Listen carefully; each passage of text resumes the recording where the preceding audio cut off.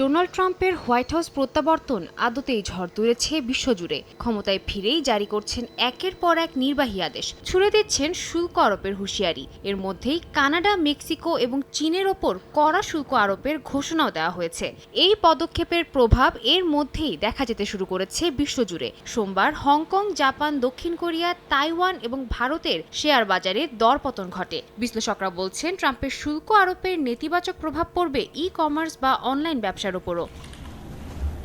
শনিবার ট্রাম্প শুল্ক আরোপের পর সোমবার হংকংয়ের হাং সেং এর সূচক 2% পড়ে যায়। একইভাবে দক্ষিণ কোরিয়ার পুঁজিবাজারের সূচক 3%, জাপানের 1.6% এবং ভারতের 0.81% দরপতন হয়। বিশ্লেষকরা বলছেন আচমকা এই দরপতনের সঙ্গে বাজেট কিংবা অভ্যন্তরীণ কর্মকাণ্ডের কোনো সম্পর্ক নেই। সপ্তাহান্তে ট্রাম্প কানাডা, মেক্সিকো ও চীনের উপর শুল্ক আরোপ ঘোষণা দিলেন। তারাও পাল্টা শুল্ক আরোপের ঘোষণা দিল, যা ধারণা করতে পারছি বিশ্ববাজারে বড় ধরনের অস্থিরতা দেখা দিতে যাচ্ছে। শুরু হতে যাচ্ছে শুল্ক যুদ্ধ, যা বিশ্ব অর্থনীতির জন্য মোটেই ভালো হবে না। এরই মধ্যে আমাদের শেয়ার বাজারেও এর প্রভাব পড়তে শুরু করেছে।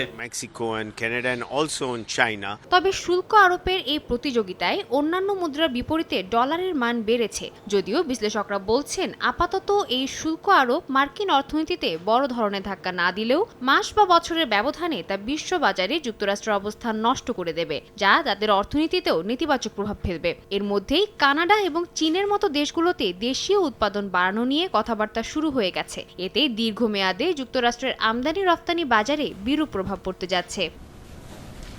সাদিয়া তাসনিম, সময় সংবাদ।